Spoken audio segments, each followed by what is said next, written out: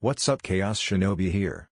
This is What If Naruto is Overpowered Early. Summary: What if Mizuki tries to trick Naruto several years earlier, unlocking a seal, unleashing Naruto's full potential, and his inheritance? Chapter 7. Alright, what is this about Naruto?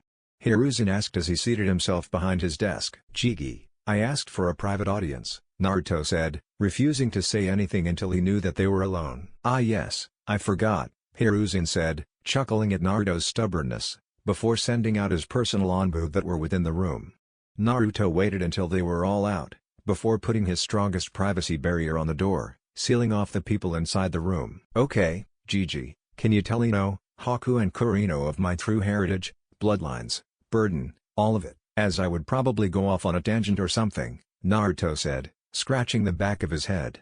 Kanako grinned. It seemed that Naruto was trying to get the Hokage to explain everything. Hiruzen sighed and puffed on his pipe several times before beginning to explain Naruto's heritage to the three curious Rinnan, as that was the key to the other two subjects. Half an hour later, Ino was in complete and utter shock that she was on a team with the person closest to being classified as Konoha's prince due to his heritage, strength and pure wealth.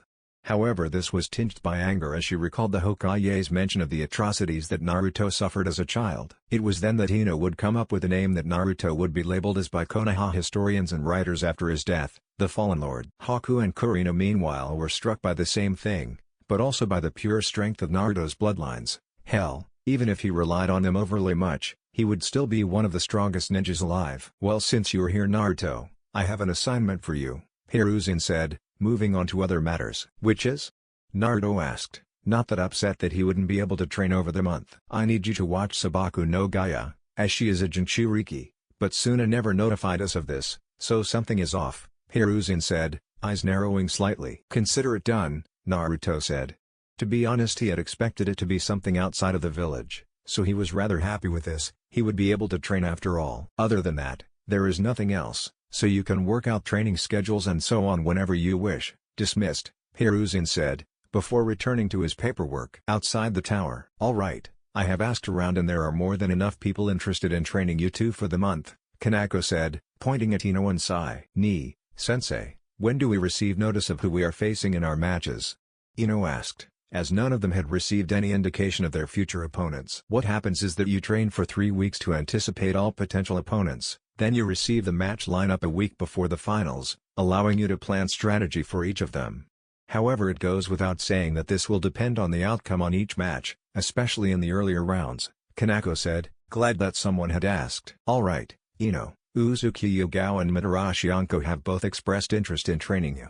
You can meet them in Training Ground 7. Sai, both Guy and Hayate are waiting for you in Training Ground 13. And Naruto, both Yamato and Jiraiya will be waiting for you in Training Ground 43 if you wish to train with them. All three Shin'an nodded before racing off, and Kanako turned to Haku and Kurino, who were still trying to deal with the revelation of Naruto's heritage. Hey, you two, snap out of it, we need to find Pinky, Kanako said, snapping her fingers in front of their faces. With Sakura. Sakura was wandering around, trying to find one of the Jounin senseis, as she had finally been cured of the fangirlism that she had shown for so long. Ah, we've found her. Hey Sakura. Sakura turned to see Hatake Kanako, the Jounin sensei of Team 7, coming towards her. Sakura, I have seen that you have finally stopped being a fangirl, so we are here to ask if you want to train with us over the month? Kanako said, smiling at the look on Sakura's face. You mean that you will really train me? Sakura asked eagerly. It was perfect, she had just been looking for this, and voila. Kanako nodded, seeing how eager Sakura was for proper training. 5 minutes later, Kanako and the two attachés of Team 7 set off with the pink-haired Shin'an in tow. With Ino. The blonde walked into Training Ground 7 cautiously. She had heard of Anko and her antics from both Naruto and Sai, so it was safe to say that she was wary of any traps that she might have set up. All of a sudden, kunai came shooting at her from either side, catching her in the crossfire. Ino was already used to this, however, due to Naruto's kunai launcher seals. So she simply shunshined straight to the center of the training ground, where it seemed that Yugao was waiting. Let me guess, Anko tried to ambush you as you walked into the training ground? She asked, knowing of the woman's hobbies, having been an onbu with her. Yes, Yugao-sensei, Ino said, before turning and facing back towards the entrance, where she saw that Anko had come out and was walking towards the two of them, annoyed that Ino had escaped. Well, the two of us have requested to train you for the Chunin exam finals. With me we shall be working on your kenjutsu, as you simply need more experience, while Anko will be training you in traps and tactical thinking, although I think she also has something special to give you, Yugao said, motioning towards Ino's Chokudo at the start. Yep, you better be ready girl, or otherwise this is going to hurt, Anko said, coming up to the two of them. Oh, and Ino, we have something to tell you concerning the finals in Naruto. You see, the Hokage has something special planned, that will involve Naruto going up against the specialists of each field in Konoha. It will be a message to those attending. Now Hayate, Kanako, Sai and I are going to be going up against him in Kenjutsu, and we would like you to join us in that match, but the only way is if we convince Hokage-sama that you're approaching the level of a Kenjutsu master, Yugao said, cocking her head to one side as she waited for Ino's answer. With Sai sighed as he walked to training ground 13, he knew that training with Guy and Hayate would be worth it, but he wasn't sure if he could stomach Guy's attitude.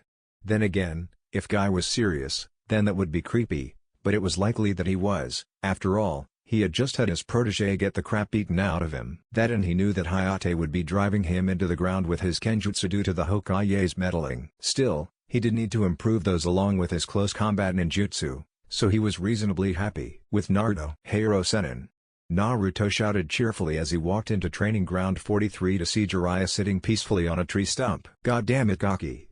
Will you stop calling me that? Jiraiya said, ruining aforementioned peace and quiet. Not until you stop writing those perverted books, Naruto said, remembering the first time Kanako had revealed what was in the damn things, and shivered. Anyway, as Yamato is on a mission for the first week, I shall be your instructor for this week, then he shall have you the week after to help you with your Makuten, then the week after that you shall have a teacher that you haven't seen for some time, Jiraiya said, knowing that when Naruto learned who this teacher was, he would burst with happiness. Someone I haven't seen for a long time, huh? No, no, no, no. Naruto thought, trying to work the identity of the mysterious teacher out. Oh, no way. Are you telling me I can meet Itachi again?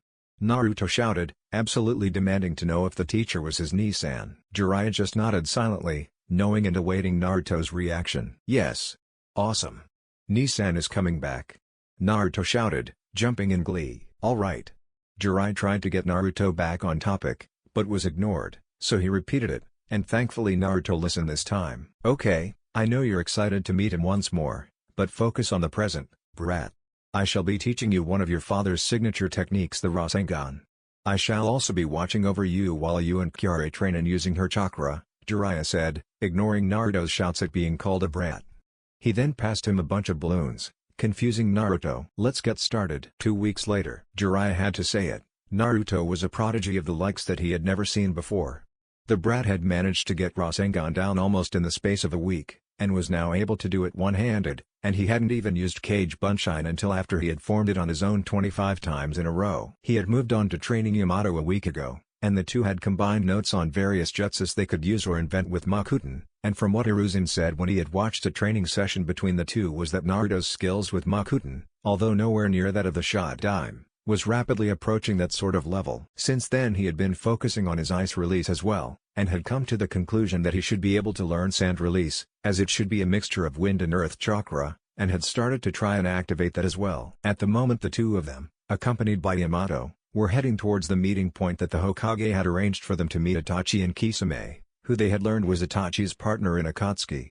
There they were to stay with Naruto, as although they knew that Itachi could be trusted, they weren't too sure about Kisame. At the same time Orochimaru would be meeting with Jiraiya, trading information with him from his spy network. Naruto reflected on his mission while he was walking alongside Jiraiya and Yamato Nissan.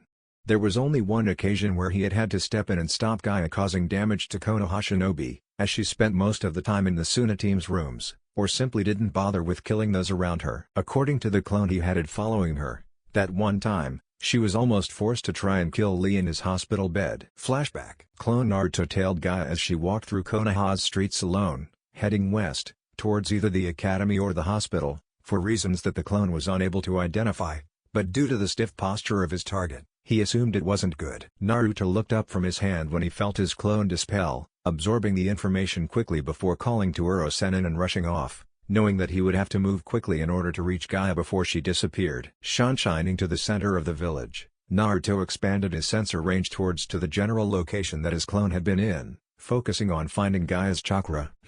It seems that she is moving towards the hospital. What is there for her? Perhaps she needs to take medication, Then again Lee is there, oh shit. Lee.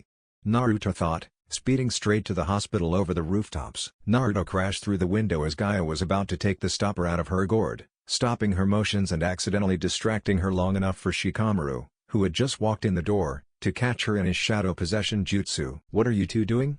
Gaia asked, her voice full of anger. "Stopping you from killing an unarmed and injured shinobi," Shikamaru said from behind her. "But he is a failure, why would you protect him?" Gaia asked, having been brought up told that only the best deserve to live. "If you try and cause injury or harm to any Konoha shinobi, then I will detain you or, if necessary, kill you," Naruto said, eyes promising that he would hold himself to that statement.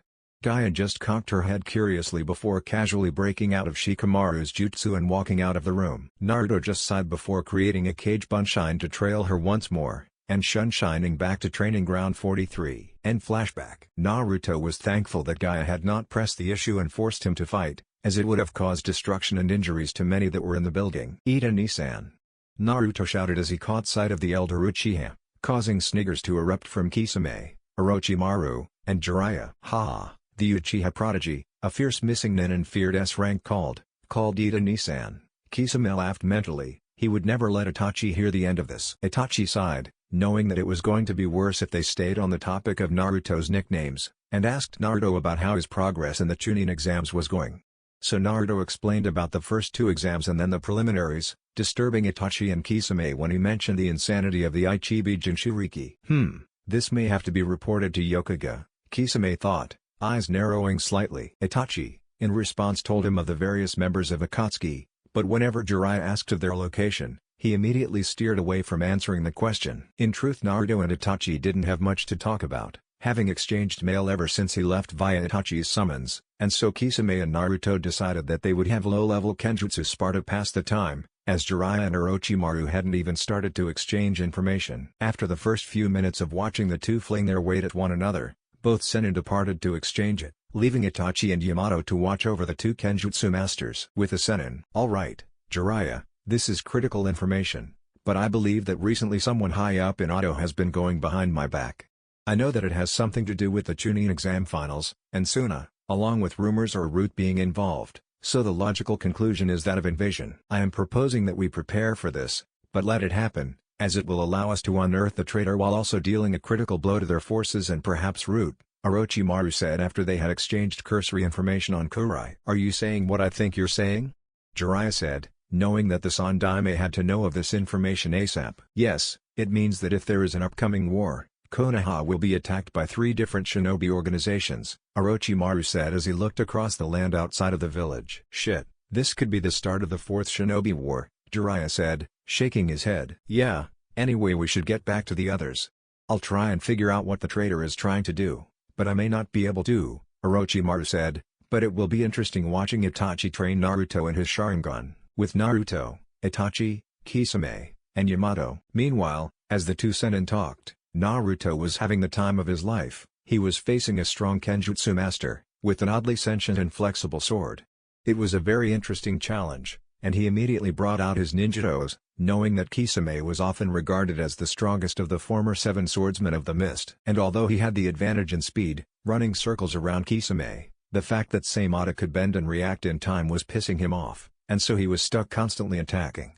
He couldn't get past Saimata, but he was so fast that Kisame couldn't attack him, so it became a battle of endurance, who could last longer under the pressure before they made a mistake. Itachi, seeing that the two sword masters were getting nowhere, eventually intervened, calling a stop to the spar before Naruto tired himself out too much for their training. "Alright, that's enough you two, Naruto needs enough energy to spar," Itachi said, stopping the two. They stopped for a short break before Itachi and Naruto began training, during which the two Sennin returned.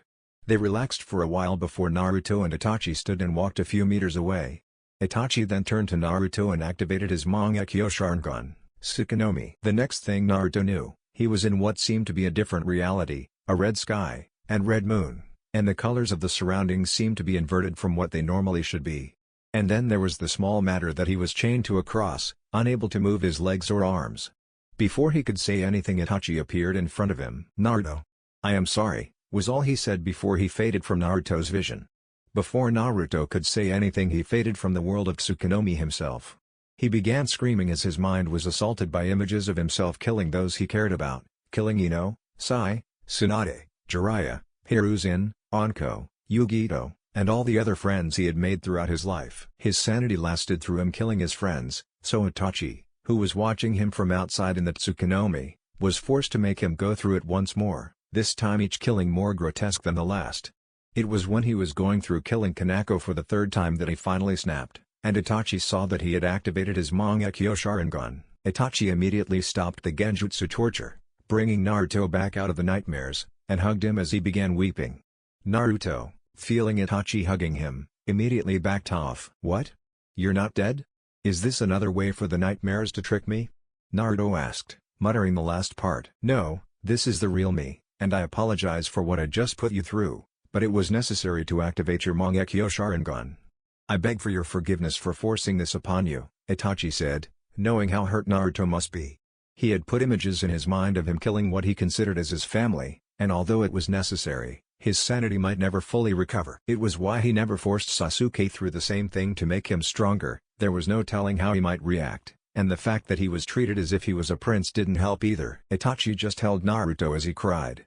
No one apart from his siblings and Sai knew, but his greatest fear was not being able to save members of his surrogate family, or accidentally doing something to cause their deaths. Naruto eventually came to the conclusion that it wasn't real, locking away the memories of the Genjutsu into a tightly sealed corner of his mind, where he vowed to never again visit. "You said that it was necessary to unlock the Mangekyo Sharingan, right?" Naruto asked tentatively after he had finished crying. "Yes, which means that you have now accomplished something which very few Uchihas have ever achieved," Itachi said. "So does it look like yours, or is it something different?" Naruto asked, a gleam of excitement now in his eyes. "Well, yours looks very different from what many would consider normal, as the majority of them seem to be a repeated pattern around a particular point, like the pupil, but that may be to the fact that you are related to all three branches of the Rikadu Sennin. It seems to be in two concentric circles, the first containing a pattern of black flames, and the inner circle containing a pattern of two diamonds, one vertical and one horizontal, and both focused on the pupil," Itachi said, struck by the vividness of Naruto's Mangekyo. Naruto gained a rather accurate description from Itachi's words and had reached a conclusion. "That sounds so cool." "Yes, it seems that with each ring as it were, the background color and primary color changes. With the outer ring of flames, that background is red, and the flames black, but in the inner circle, you have a black background with red diamonds," Itachi said, unsure of what to make of the unusualness of Naruto's Mangekyo Sharingan. "Oh well, I shall only bring it up if someone asks or it has unique abilities, or stops Naruto from using certain abilities," Itachi thought, thinking of Shisui's Mangekyo, and how it allowed him to sway people to his will. "Well, as we still have around 71.5 hours in here, what do you think about training with it? It's also a bonus, because when we train in here, your eyes won't deteriorate," Itachi said, standing up. "Wait, what do you mean deteriorate?" Naruto asked, this being the first time he had heard of it. "Such power is the offering that the Mangekyo Sharingan gives us, but there must be an equalizing price for such power, and that is that, over time and through use, we slowly lose the ability to see," Itachi sighed. "Well, that sucks," Naruto pouted, but expected it. After all, there are always downsides. "Of course, it can be negated by gaining the eternal Mangekyo Sharingan," Itachi mentioned as an afterthought. "And how does one gain that?"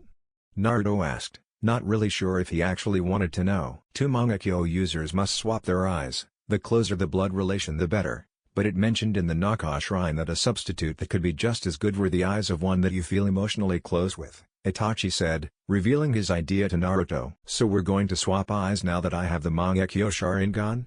Naruto asked. He liked his new eyes. "Oh Kami, no, we shall wait until after the Chunin exam finals, by which time you should have gained some experience using them," Itachi said, before telling Naruto to follow him. The two of them walked deeper into Naruto's mindscape until they finally came to the area that Naruto had labeled as Kyare's prison, not that it looked much like a prison anymore.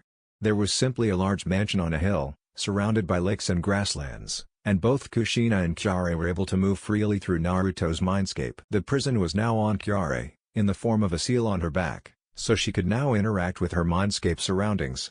The knowledge that she had gained as a Baijuo, she had organized into tomes for Kushina and Naruto to read if they wished. Speaking of Kushina, she didn't look too happy. "Itachi, you complete and utter imbecile. What the hell do you think you're doing?" Kushina roared as she stalked over to Itachi and Naruto angrily before beginning to beat the crap out of the old Uchiha. This went on for a while before Naruto, who was beginning to fear for his Nisan's life, managed to calm her down. "Kachan, he was just trying to help me prepare for the path ahead," Naruto started. "Don't even get me started on his reasons for doing that to you. He almost cost you your sanity."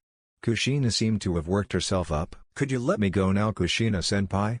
Itachi asked quietly from one side. He knew that quiet would work. Well, it had with his mother Mikado anyway. "Fine.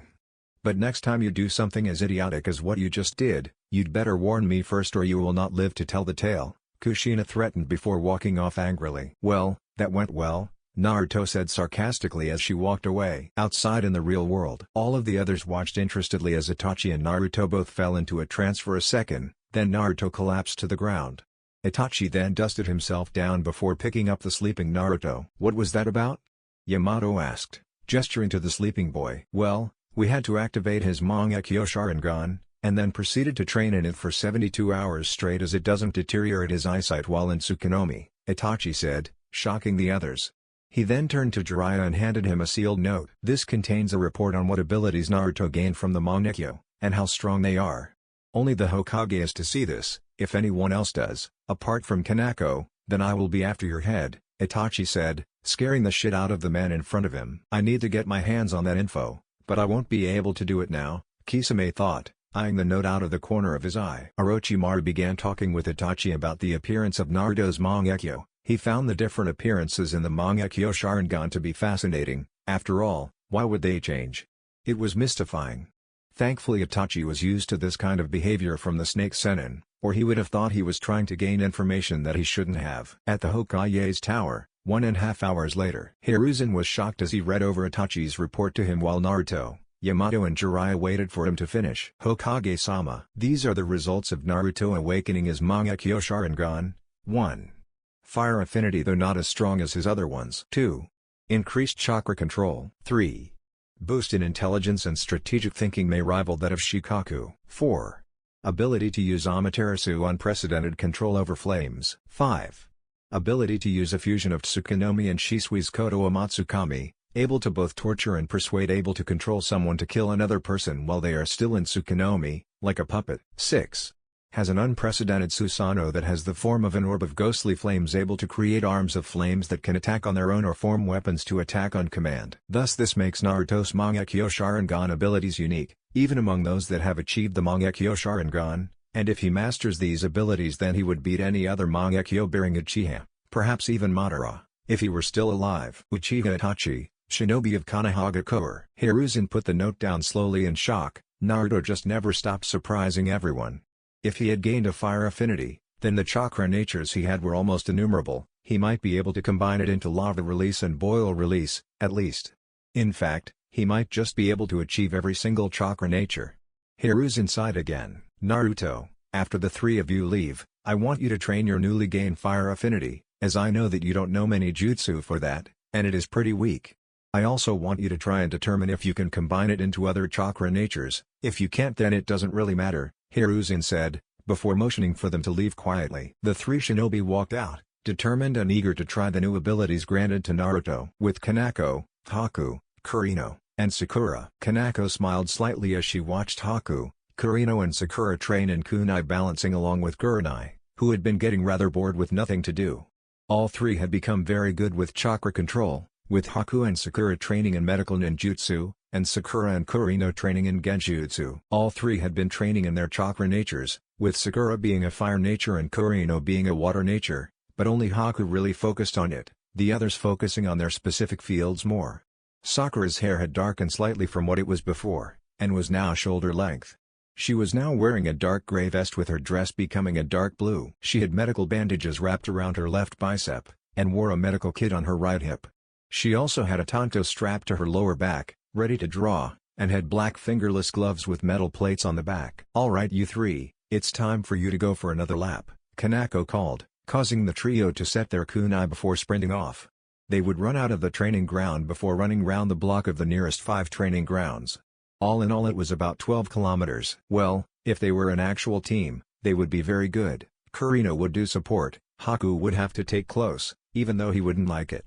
And Sakura can do both close and support with her medical ninjutsu and recreation of Tsunade's strength, Kurenai remarked. Yes, although they are more of a support or skirmisher team than frontline combat, Kanako said. They don't have the close combat focus necessary like the actual Team 7, Kurenai agreed, thinking of Team 7's focus on ninjutsu, kenjutsu, and taijutsu. To be honest, I am actually thinking of listing that team as a first response team. They cover all the various shinobi disciplines, work well together, and can adapt to almost any situation because of it, Kanako said, not sure if it was the right decision. They are well equipped for it, but are they ready? Because if they aren't, they'll end up dead. Naruto there or not, Kurenai cautioned. With Ino swore loudly as she dodged a set of kunai forcing her to move back in range of Yugao's katana within the small forest clearing in Training Ground 7. If she didn't manage to put some range in between her and Yugao, then she was going to lose this spar. Again, Yugao definitely held the upper hand in their clashes due to her experience and the greater reach offered by her sword compared to Ino's chokudo. Add to that the fact that Anko was out there somewhere herding her back to the aforementioned Kenjutsu master, and it was almost impossible for her to escape from the two of them in order to complete her current exercise, and she only had half an hour left on the clock. Ino deflected Yugao's downward strike before kicking her away and shining out of the clearing, feeling a bit apprehensive. That opening to Yugao-sensei's attack was a little too obvious. Am I walking into a trap? Ino quickly and silently approached the area where her package should be, assessing the situation, before realizing that no matter which way she approached the damn thing, she would have to deal with a whole load of traps that she didn't have time for. Considering the problem, she never noticed Anko dangling from the branch above her and slowly reaching down with a kunai. Well, I could try and drop in from above, but oh shit. Ino thought before she felt the cold metal of a kunai touch her neck. Do you give up, girlie? Anko's voice sounded in her ear. Yes, Ino huffed, annoyed that she had lost again. Well, you did better this time, Anko started as Yugao jumped down beside her. You avoided capture for quite some time, and led us on a merry chase, and if you had teammates, then you definitely would have completed the exercise. So you did reasonably well with the resources you had, Anko said, grinning at the look of surprise on Ino's face. And your kenjutsu should be up to scratch for the event, especially as you will be working with a team, Yugao commented. But for the past 2 weeks you've been saying that I was pathetic, Ino retorted. Ah, but we were comparing you to us, which isn't exactly fair, in order to get you to keep working hard. In reality you're probably the 4th or 5th most capable person in the exams, Yugao shrugged. Anyway, the next week will be your own time to practice, so we won't be here anymore, and you should receive the match lineup tonight, so make sure to do us proud, girlie, Anko said, before she and Yugao shined away. With Sai winced as he blocked another of Guy's punches. The man was a taijutsu powerhouse, and he already had bruises on the majority of his arms. Hayate watched from one side as Guy blurred before reappearing, throwing Sai by his leg into a nearby tree. Remember that the style you are meant to be using is very lithe and fast, dancing around their attacks before attacking yourself, Guy instructed seriously as Sai stood up from the collision. Guy was always very serious when he was instructing a person in taijutsu, as it was his forte, and if they came to him, then they were serious about their training. Alright, I think that's enough taijutsu for now, Guy.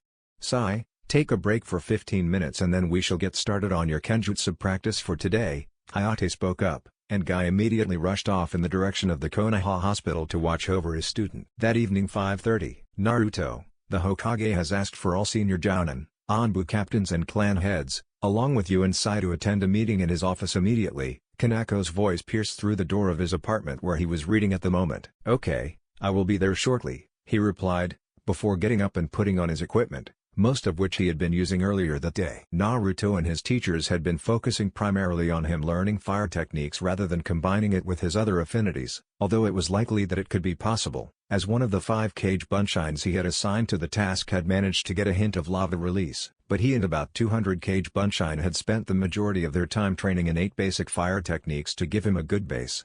After the day both Jiraiya and Yamato said that they would be unable to train Naruto further as the final week of preparation was for private training, and they had other errands to do which would occupy their time. Naruto shined outside of the Hokage's tower, his hood over his head, although that identified him as Konoha's deathly angel, and walked up through the tower, ignoring the friendly acclamations of ninja he didn't know. Hell, most of them just wanted to boast they had him as a friend. It was like he was a valuable possession. He greeted the secretary outside of the Hokage's office cordially. She didn't hold any grudges against him and kept his identity secret, so they were good friends, but the atmosphere at the moment seemed very tense. As he opened the door, He saw that he was among the last to arrive and settled against the back wall for the Hokage to begin speaking alongside Sai, who was doing the same. If the air outside was tense, then this was crushing. The last time something like this had been called, it was at the outbreak of the Third Shinobi War. Due to recent security measures installed in and around Konoha, we have picked up that just after the Chunin exam finals, there will be an invasion carried out by Suna, Ado and Rutenin, the Hokage began solemnly. This has also been corroborated by Jiraiya, who has uncovered the same sort of information from the intelligence gathered by his spy network. The Hokage continued, as such, we need to plan in order to react to this threat. Hokage-sama, what do we have to play with in terms of reactive strategies? Narashikaku asked, not sleeping due to the importance of the meeting. I will be forwarding those to you, Sai and Uzumaki Naruto, as he was the one that designed the most recent upgrades, and the two of you shall work together in order to create the most effective strategy possible. Hiruzen said, but as of now, we are at war. You are to prepare, and wait for orders. Dismissed. They filed out, each mind racing at the preparations they would have to make, while Naruto, Sai and Shikaku discussed a time for meeting tomorrow. 8 a.m. Hokage's office. What are you three doing here? Hiruzen asked as Shikaku, Naruto and Sai walked into his office. Well, we couldn't think of another secure place that everyone knew and could report to during the invasion, and also with you here we won't have to put the plans through all the steps, you can just say if they would work or not, Shikaku said before yawning. Hiruzen sighed. Could you please block out the next 2 hours in my timetable? He called to his secretary. He then activated a security and privacy seal that Naruto installed after hearing her affirmative. The day of the Chunin exam finals was, well, very excitable, as one would expect. Merchants were up early, shouting out their wares in the hopes of gaining a profit before the event. People from all over the elemental nations were present, eager to see the strength of the Genin from different villages, and there was a massive betting pool on various things, who would go to the semi-finals or finals, who would win the competition, and who would be the Genin in the special event that was on the registers handed out by Chunin and the event organizers. However, the senior shinobi were more concerned for the pending invasion that would be taking place after the finals. Over the past week, the Onbu Corps in Jounan had been made aware of the situation, and they had been shoring up their weak spots. They had even been donating small amounts of chakra each day, to improve the effectiveness of the detection/shield field. It was now able to stand a tailed beast bomb from the EB. And although it stopped people shining or using seals to get in, people were able to walk through it completely fine. As such, the Konoha forces would only have to worry about ninjas running through the city on foot, allowing them to control the flow of the soon-to-be battle. Naruto, Sai and Ino gathered in front of the exam stadium an hour and a half early, and exchanged greetings. Hey Ino, Sai. Naruto called, waving at the two of them. Hello Naruto, Sai greeted, distractedly, as he was drawing. Naruto didn't bother to try and reproach him, knowing that if he was putting drawing over greeting, then it must be important. So, ready to be revealed to the world, Angel? Ino asked, smiling. She had made especially sure to bring a camera to catch the faces of some of the crowd. To be honest, I'm not sure, it'll be good to be able to finally reveal my status, but I don't think I am going to particularly like the respect they'll give me. I am also not looking forward to trying and explain all of it to the team, Naruto grimaced. The two of them looked over at what Sai was drawing, wondering if they could figure out why it was so important, but what they saw left them shocked. 3 angels bearing shinobi weapons? Ino asked, getting an inkling of where Sai was going. Yeah, I thought that we should have a jutsu that combines this team together. I think I shall call it Guardian Angels. Sai nodded as he drew in kunai holsters and seals on the 3 angels depicted. You know, they might start relating this team to angels. I mean, I have my wings, Ino has an angel on her trench coat and now you have this, Naruto commented, envisioning their team being taught in the academy like the Sennin. Ino turned to Naruto. You were ready to go up against Neji first? She asked. Yeah, Naruto replied vacantly as he remembered getting the match draws after that meeting with the Hokage. Flashback. Naruto sighed as he opened the door to his apartment, ignoring the shouts of the wave children behind him. As he pushed the door inwards he became aware of a note on the floor, having obviously been pushed under the door.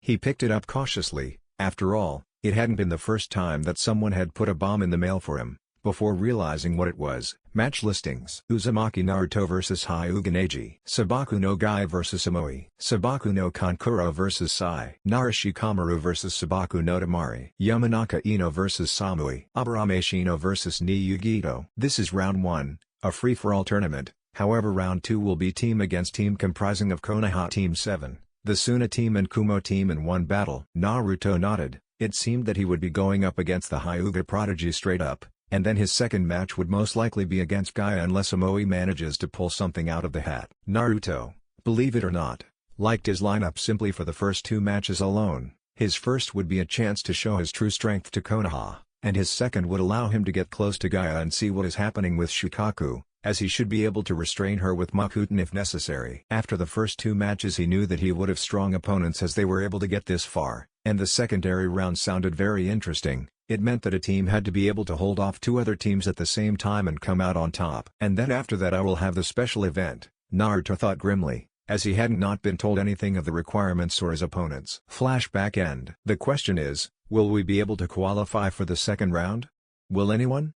Naruto asked quietly as the 3 of them moved into the competitors' box and picking their seats, being the first to arrive. Well, due to my lineup, I have no reason not to, but it is you two that have the tough jobs, Sai commented, not looking up from his drawing. Yes, I have tough opponents in the form of Samui and Yugito, and then you and Naruto, if I make it that far, while Naruto's problem is going to be maintaining his chakra amount, as Gaia has the same sort of stubbornness that he does, Ino said. Hey, Naruto couldn't help but whine. And we have the invasion afterwards as well, Sai said, stopping his brush as the other competitors began to file into the box. In the cage box. Ah, Reikage Dono, Kaze Kage Dono, I am glad that you could make it, Hiruzen said as he stood and shook hands with the leaders of 2 others of the 5 great shinobi nations. Well, I could not attend, especially since all 3 of my Genin are in the final, and they were trained by my brother.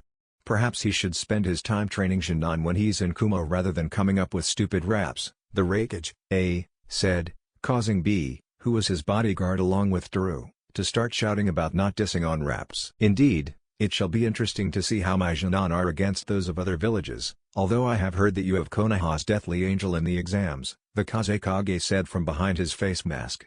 He was very interested to see if Gaia had become an effective weapon, but even if she hadn't then she would still wreak havoc upon Konoha, allowing Suna to regain its funding. Yes, well, he is actually still a Genin. He did those missions while in the academy due to certain circumstances, and I suspect that he shall have several surprises in store for us. It shall be a very exciting tournament, Hiruzen said, almost laughing at the thought of the faces of the other 2 cage. Most of the spectators had taken their seats, among them the injured Lia and Sasuke, who had recently began his rehabilitation after several months under the care of Tsunade.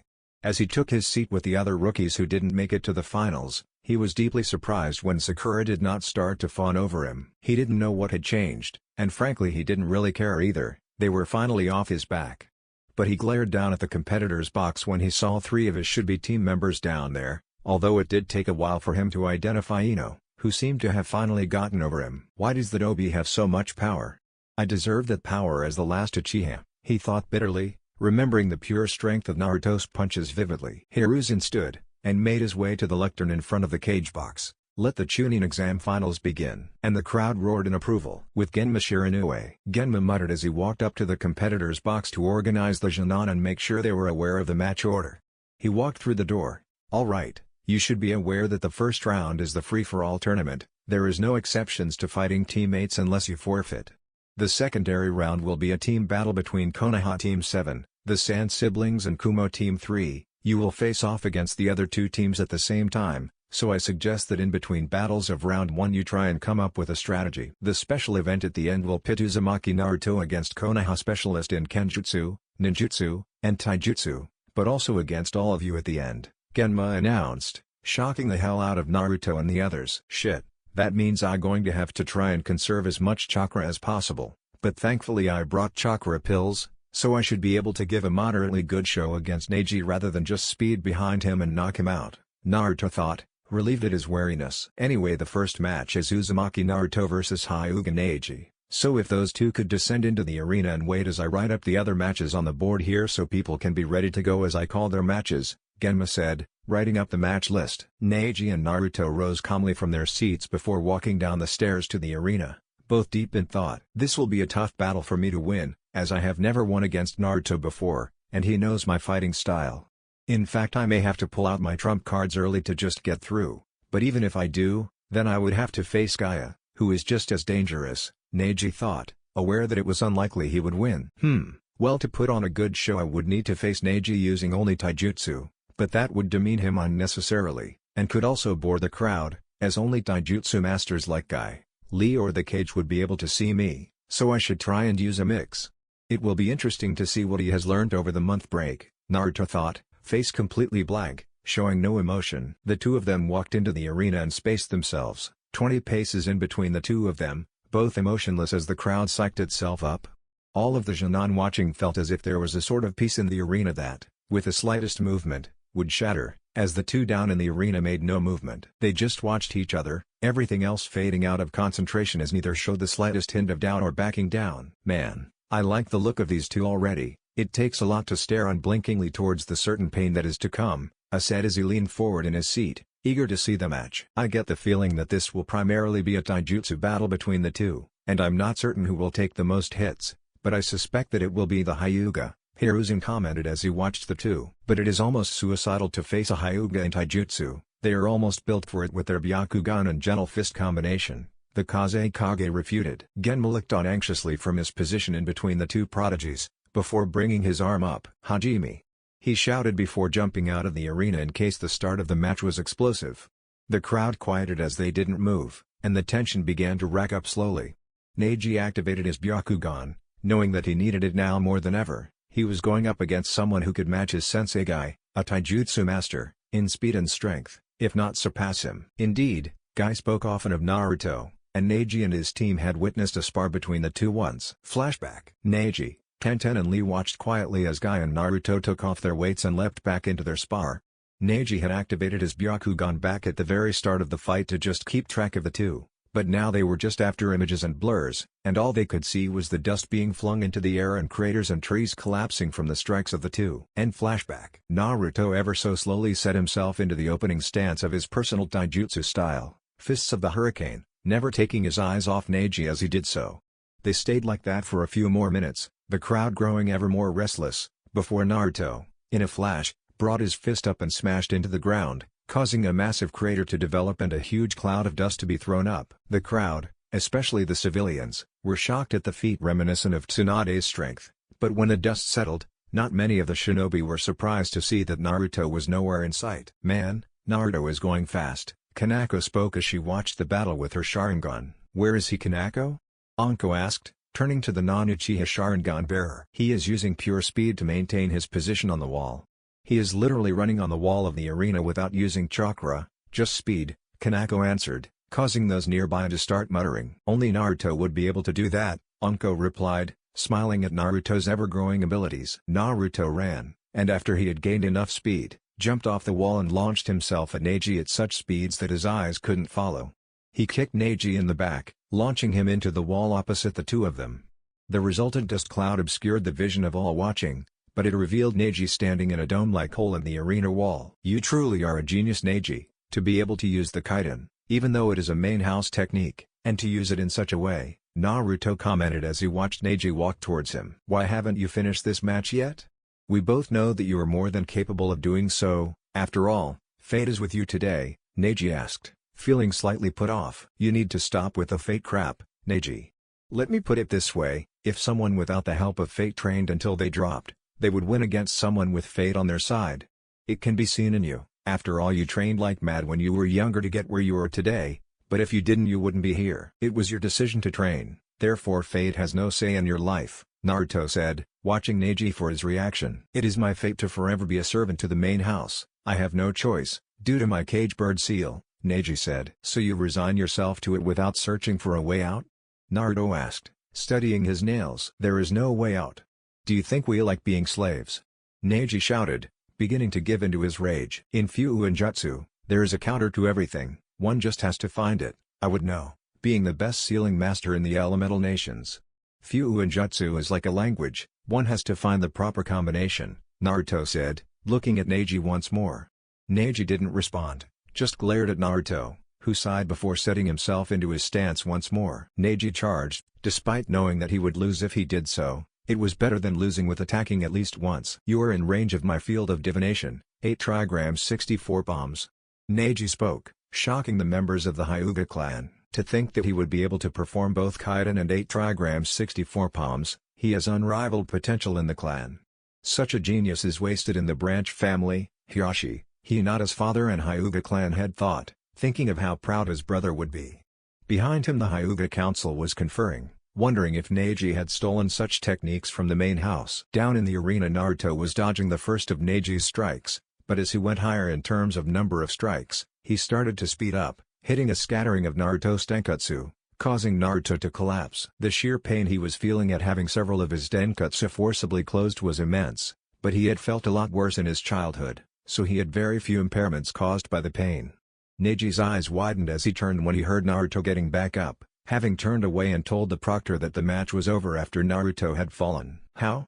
The pain alone should render you almost unconscious," Neji asked as Naruto stood up. "I have been hurt a lot worse before, believe me, along with the fact that you sealing my chakra points does almost nothing, as my muscles can operate fully without chakra, and I can just reopen them." Naruto shrugged. "What do you mean reopen them?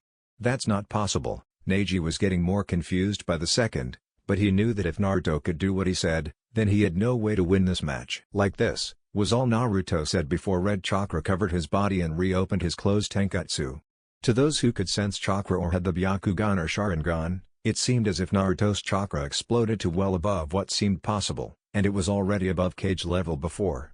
There was a mix of blue, black and red flames of chakra coming off him, which intrigued most shinobi. Blue chakra was normal, the red they were confused by, as red chakra was Kyuubi's chakra, but they felt no malice from it, and only Hiruzen, Jiraiya, Yamato and Kanako knew what the correlation to the black flames were. Naruto grinned before the chakra died down to its normal level once more before he disappeared, reappearing behind the Hyuga, who was temporarily blinded due to the chakra and knocking him out. "Shuza Uzumaki Naruto!"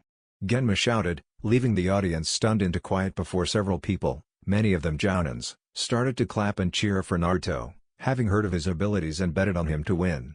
Needless to say, many civilians lost a lot of money due to Naruto winning, so they weren't in the mood to congratulate him right now. Naruto grabbed the unconscious Hyuga before he shunshined in front Hyuga Hiyashi, and set Neji on a seat next to Hinata before turning and whispering into Hiyashi's ear, "It might be time that you told him the truth of that night, Hiyashi-sama. Also, if you want your clan to be free from the prison that your council has built, there is a slip of paper inside the top right pocket of his vest." Naruto shunshined away before the clan head could reply. Gaia vs Amoi. The next match is Sabaku no Gaia vs Amoi of Kumo. Genma announced as the crowd was discussing the first match, wanting to get this show on the road.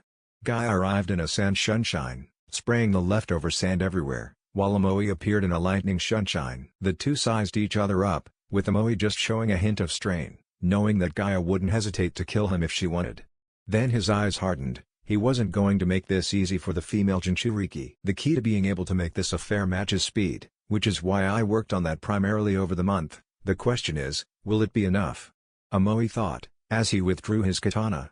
Everyone looked on as he channeled lightning chakra into the blade, causing a field of lightning to appear around it. "Hajime!" Gaia immediately went on the offensive, as waves of sand sped towards the Kumo Jinan, who was forced to cut his way through the sand with his katana in order to not be captured by the sand and crushed. Amoi, as soon as he could, withdrew and began an ninjutsu combination. Lightning style, lightning surge. A wave of lightning issued forth from Amoi along the ground, splintering and cracking it, and crashing into the wave of Gaia's sand, immobilizing it and continuing on towards Gaia, but dissipated before it could reach her. But Amoi had channeled lightning into his recently redrawn katana and gone after the wave of lightning, reaching Gaia without having to dodge her sand defenses. He brought the katana down on her sand defenses, and broke through her sand shield, surprising Gaia, who managed to move just in time before shunshining away from Amoi, wary now of his lightning techniques which seemed to break through her defenses with ease. She attacked with the sand that was behind him, catching him off guard and smashing his left leg.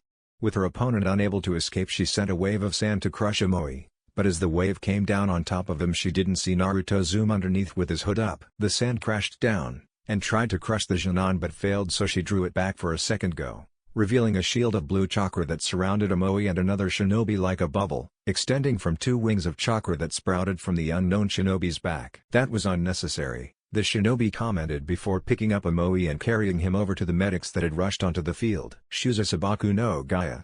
The announcement didn't surprise too many people, but they admired Amoi's determination to fight even though he knew he was outmatched. "Sabaku no Kankuro vs Sai Proctor. I forfeit." Kankuro shouted from the competitor's box, unwilling to fight before the invasion, although he would have to fight in the second round and special event. "What, afraid of having the crap beaten out of you?"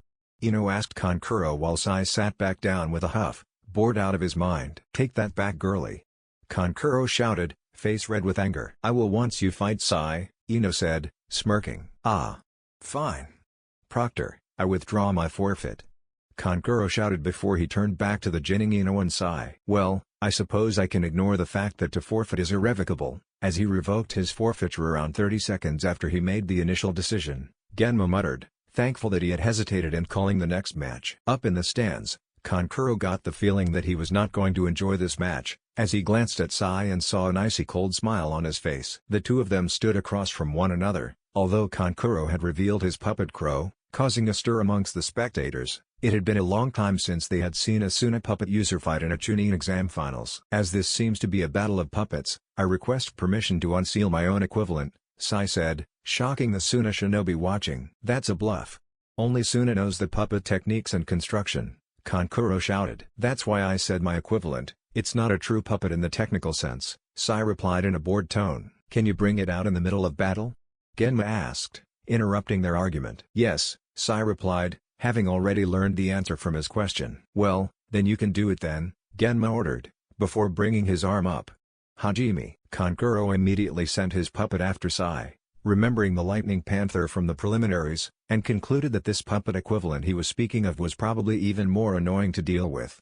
Sai flipped end over end, dodging the scene bombs launched by Crow neatly before backing off and hurriedly adding chakra to several of his drawings to buy him time. A pair of wolves burst forth, forcing Kankuro to withdraw his puppet in order to defend himself of risk losing the match or his life. Sai quickly drew back as well, knowing that the faster he did this the more he could avoid having to dodge the attacks of Kankuro's puppet. Sai hurriedly drew a few additions to his drawing that would allow it to better combat the machination of wood and metal, before calling out his technique. Ink style, Guardian Angel. Everyone leaned forward, none having seen it before, to see an angel of ink that was 2 times the size of a man and bearing a huge zanbatu in his right hand.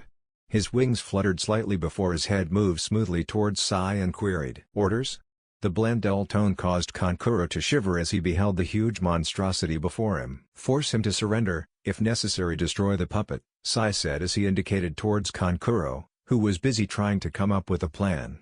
The Colossus nodded in assent before he started to thunder towards the puppet and its master. "Holy shit!"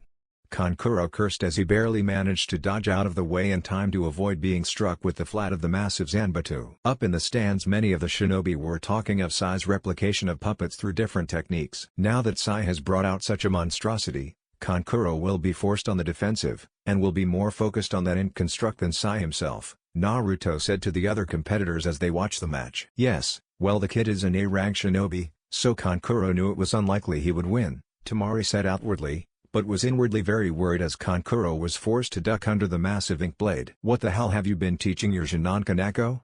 Asuma asked in surprise as the Jounin watched the match. "Ah, well, Sai has always been able to manipulate ink like so, but this is actually less complicated to do than the Lightning Ink Panther he set loose in the prelims. It just takes more time to draw is all, along with a lot more chakra, but none of it is elemental chakra, so it's pretty easy, relatively speaking," Kanako said, not turning to face the Sarutobi. "Wait, you said he was always able to do this?" Asuma asked, eyes widening in shock and curiosity. "Yeah, most of our training was focused on Ino, which is why she's almost low down in level in some areas," Kanako said, surprising the man further. Kankuro sighed as he finally got a breather from constantly dodging, having finally managed to connect his chakra strings to Kuro and Good now managed to have it annoy the monstrosity across from him. Scanning for Sai hurriedly, his thoughts froze when he realized that he couldn't see him. All of a sudden there was a flash of metal in front of him, and Kankuro felt his chakra strings be cut, stopping his connection with Crow, before he saw Sai in front of him with his Taindo held at his throat. "When? How?" Kankuro asked, staggered at the speed of Sai's movements. "Well, I sunshined almost immediately after you stopped moving, and waited as you came to the realization that there was only a few places I could be.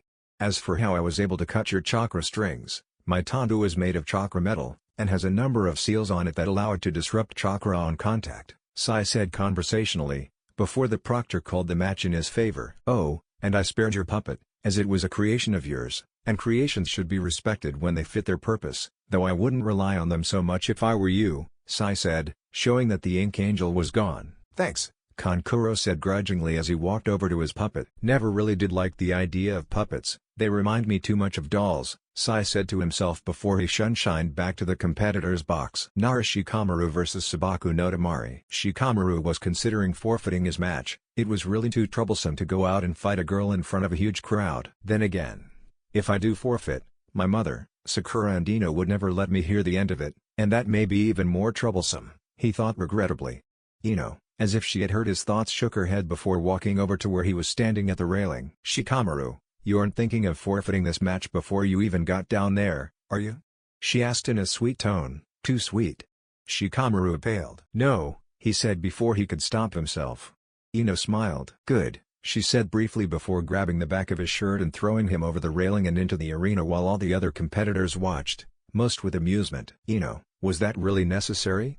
Naruto asked as he walked over to the railing and looked down, seeing that Shikamaru had stabbed a pair of kunai into the wall to slow his descent. Yes, Ino replied unabashedly, causing Naruto to facepalm. Temari watched in annoyance as the Konohajindan refused to come down when their match was called, although this transformed into amusement when she witnessed Ino throwing him over the edge.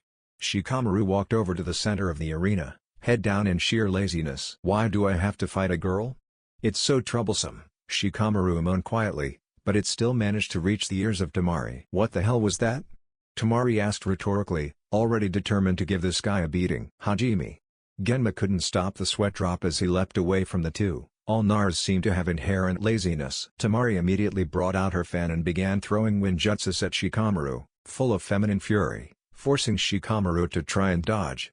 Shikamaru, knowing that he had to retreat, distracted the Sunakunoichi by throwing several kunai and paper bombs at her, before fleeing to the shelter of the nearby group of trees. Get out here, you coward!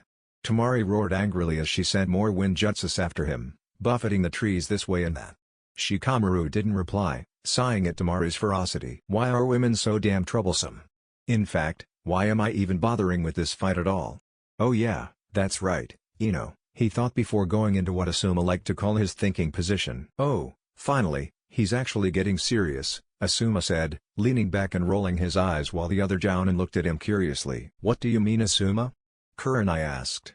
Kurenai was the one amongst the three ice queens of Konoha that was most able to deal with the Sarutobi, as Kanako and Anko were frosty towards him at best. That position he's in shows that he is actually focusing on the match rather than whining about it, Asuma said, bringing a lighter up to the new cigarette that he had just placed between his teeth.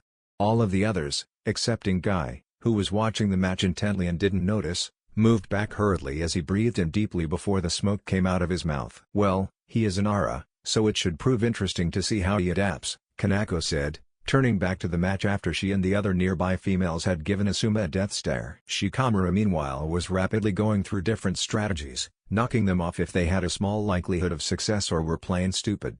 This left him with a list of around 40 different paths that the current situation could take.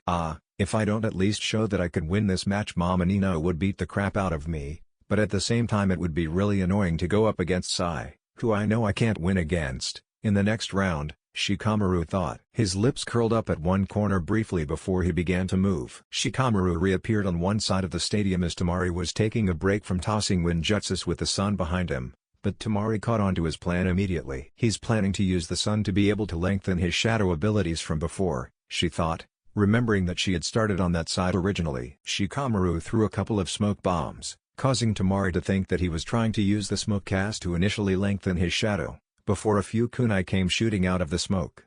Not bothering to use a wind jutsu to deflect them, she merely dodged the knife-like objects before casting a wind jutsu to disperse the smoke. However, as she was about to launch said jutsu, she felt her body unable to move and was forced to drop her fan and walk closer to the smoke. Shikamaru walked out of the smoke. Shadow Possession Jutsu, success. How did he manage that? Kuro asked from her spot next to Omoi and Samui, having accompanied the Raikage and his entourage to the finals. Naruto cut in, hearing the question. When he threw the smoke bombs down, he did it with the primary intention of masking his movements. He probably did the jutsu, connected it to the kunai he threw at Temari, allowing him to gain about half a meter of extra length. To make sure, he also threw a few kunai upwards to cast shadows in front of the sun, in case it was necessary. His shadow jumped from kunai to kunai before threading back through all of them back to him, allowing him to connect to Temari's shadow, Naruto explained, admiring the concentration Shikamaru must have needed to perform such a tactic. All around him the others were mentally applauding Shikamaru for even coming up with the idea, let alone performing it. Down in the arena Shikamaru was doing the same thing, amazing the crowd and enraging Temari, who was beginning to get pissed off by his tone of voice. Then he did something that amazed the crowd even more, while at the same time perplexing them. "I quit," he said, causing Temari to blow her top. "What did you say? If this is about me being a girl?" Temari shouted, but was interrupted by Shikamaru before she could say anything more. "No, it's more about the fact that I am almost out of chakra, which means I may as well forfeit in the next round, while you still have quite a bit of chakra left," Shikamaru said, infuriating Temari even more. The Chunin and Jounin who were watching in the stands shook their heads in exasperation, as quite a few of their number were censors, and could tell quite easily that the boy was lying, but thankfully for him the judges didn't. "It seems that the Nar laziness is present once more," Anka laughed at Asuma, who was holding his head in exasperation at his student's actions. "You know, I should have known that he would do something like that rather than bother to go through the tournament. Then again, there is still the second round," Asuma commented before going off to meet the lazy Jinan. "I swear to Kami that I am going to beat the crap out of that lazy slacker," Ino growled, knowing full well of what Shikamaru had just done. Naruto just backed away from her slowly as she exhibited rage, but calmed down once she seemed to regain control, remembering that her match was next. Yamanaka Ino vs Samui. The two blondes regarded each other quietly before they both leapt over the railing, not wanting to bother with walking all the way down. The crowd murmured softly. Many of them had heard mentions of both kunoichi from various shinobi, and both were said to be very skilled for Jinan. Apparently the young Yamanaka had been personally trained by the legendary Deathly Angel and Panther duo, while Samui was known to be the strongest Jinan in Kumo by far. "Well, this should be an interesting match," Tenten commented to Kuji and Sakura, unaware that Sasuke was listening in from the row behind, who was wondering what all the fuss was about. "Well, if I remember that Ino girl was nothing more than a fangirl, so logically that Samui girl should win, and rather easily too. How did that fangirl even get to the finals?" Sasuke thought, unknowing of Ino's rapid growth in skill and ability. "Hajime," Genma called before jumping out of the way of the two potential Chunin. At the call neither girl moved, assessing each other, letting the initial roar of the crowd fade into utter silence, before Ino drew her chokudo from her scabbard slowly, the sound clear to all. In response Samui drew her tanto, before deciding that if Ino were to go on the offensive with Kenjutsu she wouldn't have much of a chance, and thus leapt forward, speeding through hand signs at a fast rate as she did so. Ino watched as two lightning bunshines sprang up on either side of Samui, breaking off to try and flank her. Ino grinned, before creating a cage bunshine behind her to guard her back, and charged forward, the sound of her chokudo colliding with Samui's tanto reverberating throughout the arena, causing the crowd to roar. The two fought back and forth, swapping from offensive to defensive, while Ino's cage bunshine faced off against the two lightning bunshines, slipping between their attacks, but not allowing them to go after its creator. Ino, glancing behind her quickly at the three bunshines while Samui was struggling to hold her chokudo away from her, maintained her pressure on the Kumo Jinan with one hand while drawing kunai with explosive seals on them with the other. She flicked them hurriedly while spinning away from Samui, the kunai thudding into the ground at the feet of the two lightning bunshines, who didn't notice, being preoccupied with her cage bunshine, who did. The cage bunshine moved back quickly before jumping and back-flipping into the air, out of range of the explosives, which went off as she did so. The lightning bunshines were demolished, their lightning chakra dissipating into the ground harmlessly, and the cage bunshine landed in a crouch, sword to one side, looking at the torn-up ground before standing and turning. Samui cursed as the cage bunshine shun behind her, trying to box her in between Ino and the cage bunshine, before she copied Ino's tactic and shun-shined out of the trap.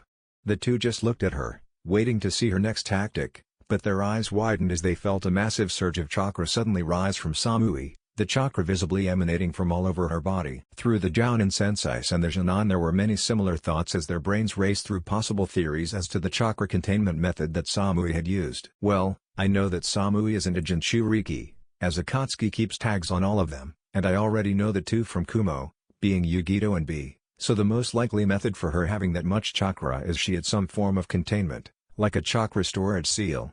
However, if she had that much chakra in said seal, then she has obviously been using it for some time. Either way, this match just got a lot more difficult for Ino, Naruto thought, keeping his thoughts from showing on his face. Interesting, she seems to have been holding a lot of chakra back in reserve for when it was necessary, but how is she going to use it? Kanako thought, leaning forward in her seat along with a few of the other Jounin. Good idea, keeping a majority of one's strength in reserve, But it's so troublesome, Shikamaru thought as he analyzed the fight through lazy eyes. Samui smiled icily before bringing forth around 25 lightning bunshines, causing the eyes of all watching to expand in momentary shock. Ino grinned suddenly, before creating 4 other cage bunshines. She and the bunshines then proceeded to charge at the larger force, causing many in the crowd to wonder if she was mad, but even as they were charging they were throwing kunai with explosive tags, effectively having the number of lightning bunshines. Ino herself ran straight through the explosions to reach Samui and engage her once more before she could slip away and plan a strategy, while her cage bunshine split the enemy force amongst themselves, each facing 3 using pure kenjutsu. Samui cursed as Ino came straight for her once more. Does this girl ever stop hunting you? She's damn persistent, she thought internally while maintaining her icy facade. She then began to flash through hand seals. Lightning style, lightning spears. Yellow spears of lightning chakra formed, around 5, before launching at the oncoming Yamanaka. Ino, seeing the flying spears, quickly jumped to one side, allowing the spears to rush by her and fly between the groups of battling bunshine, and continued her rush towards the Kumojinan. Samui cursed, withdrawing her tanto with her left hand and holding a kunai and backhanded in her right, knowing that even with it she would be hard-pressed to beat the Yamanaka and Kenjutsu. Meanwhile the cage bunshine were fighting off the trios of lightning bunshine, ducking, weaving and flipping around their attacks, before all of a sudden they repeated the tactic Ino had executed with the original cage bunshine. However, this time the lightning bunshines realized the danger, but it brought the cage bunshine time to regroup and hid them from the view of their opposing bunshine momentarily, which was all they needed. Seeing that the cage bunshine had disappeared from their view after the smoke had cleared, the lightning bunshines grouped together, ready to make a stand, as they had formed a circle with them all facing outwards. Suddenly 4 of the bunshine fell over to the ground and dissipated, and the remaining cage bunshine revealed that they had shunshine to the center of the circle. As shunshine was a form of high-speed travel, it meant that they must have used 2 cage bunshine, 1 from either side, to break through the ring of lightning bunshine, sacrificing themselves but eliminating 4 more lightning bunshine and piercing the ring. As such, it was now 3 cage bunshine against 11 lightning bunshine. There was just one problem: they were surrounded. Samui and Ino both knew of the position that their bunshine were in, and Ino drew back suddenly before grinning. You really think I wouldn't have a chakra storage seal, when my teammate is one of the leading Fuuinjutsu users in the elemental nations? Ino spoke, before releasing said seal, causing her body to light up with bluish-white chakra, before she continued. The best part is that my chakra storage seal is a lot more advanced, and I can release portions of the chakra held within, rather than all at once. Shit, I played my hand way too early. The likelihood of me winning is falling with each second this continues. I need to finish this as soon as possible, Samui swore thoughtfully as her eyes narrowed in determination. Ino created around 10 more cage bunshine, who flanked the lightning bunshine, focusing on the 3 in the center, cutting them down in short order. The cage bunshine then focused their attention on Samui, charging her in a mass. Lightning style, lightning slicer. At Samui's cry, she swung her tanto horizontally, causing an arc of lightning chakra to leap from the end of her blade and rush towards Ino and her cage bunshine. Ino, having been at the back of the group, managed to shunshine out of the way in time, but the cage bunshine had all been eliminated, and Samui sighed in slight satisfaction before her world went dark with the impact of the hilt of Ino's chokudo against her temple. Well, that is certainly not what I was expecting. It was a very good display of both strategy and skill from both Jinan. I will be sure to vote for both of them to be Chunin, Hiruzen said as Genma announced the match. Yes, that Yamanaka seemed to be able to play directly to Samui's weaknesses by dodging or circumventing her attacks and attacking when she wanted. That first move disturbed me slightly, as it seemed to indicate she would be fine sacrificing her teammates in order to win, but obviously it was planned, I said, nodding in agreement, while the Kazekage kept silent. Damn it! We're getting shown up by these other nin so easily, Kuro said as Ino walked over to them carrying Samui. Trust me when I tell you that it was not easy. We both have similar minds when it comes to battle. We are both underhanded but efficient, Ino said, having overheard Kuro's comment. Well, wish me luck. Yugi Ito smiled as she heard her name being called along with Shino's. Good luck. Kuro and Ino called, both being good friends with the Nibij and Shiriki, although Ino wished luck to Shino as well, being the only one of his team in the finals. Shino knew it was unlikely he would win, due to Yugi Ito being, as far as he knew, a high-fire nature, but he refused to back down and forfeit. Also, the information he could get from this fight could be invaluable in the future. The two faced each other across the arena, Shino with his bugs swarming around him, creating a buzzing sound, while Yugi Ito just stood there, although her ears twitched occasionally. reminding the spectators oddly of a cat. Naruto looked at Yugito and imagined her with cat ears and a tail, and almost burst out laughing at the idea, not noticing that the eyes of Ino and Gaia, oddly enough, had narrowed dangerously. And although Sai did, and was about to warn Naruto of their anger, he took another glance at the two, smiled knowingly, and sat back. The two fumed silently for a few moments before they realized what they were doing. Stealing his attention, stupid wait a minute, what the hell am I on about? It's obvious that they're going to get together, I mean, she was shooting looks at him ever since we met in the Land of Waves, Ino thought, avoiding the issue of her liking Naruto. Damn it. Just like that, she didn't even doing anything and he is getting closer to her. How can I do something like that? Should I ask her for advice? But that would reveal that I am just a normal girl rather than an emotionless machine, Guy thought worriedly before mentally asking herself why she is having these thoughts. Shukaku didn't help. Aburame Shino vs Yugito. Hajime. Shino was forced to dodge immediately as Yugito started launching fireballs towards him. The Aburame created a few basic clones. If he had made bug clones they wouldn't have been much use, as Yugito fire techniques would just set them alight. Yugito was able to dispel the clones easily, and knowing that Shino was behind her, used an area fire jutsu, causing him to back off hurriedly unless his bugs be exterminated. The game of cat and mouse went on for a few minutes, before Shino finally forfeited, knowing that there was no way he could win. His bugs would just be annihilated every time they tried to even approach the Kumoku no Ichi, especially after she activated a jutsu that allowed fire to rise up from the ground around her and hit any attacks approaching her. The winner of the match is Yugito, Genma announced, sympathizing with the Aburame's situation. We shall have a 15-minute break before the next round, Hiruzen said from his lectern. 15 minutes later. It is now time for the second half of the first tournament. Will Sabaku no Gaia and Uzumaki Naruto please make their way down to the arena? That's the end guys. If you enjoyed then make sure to leave a comment. This is Chaos Shinobi signing off.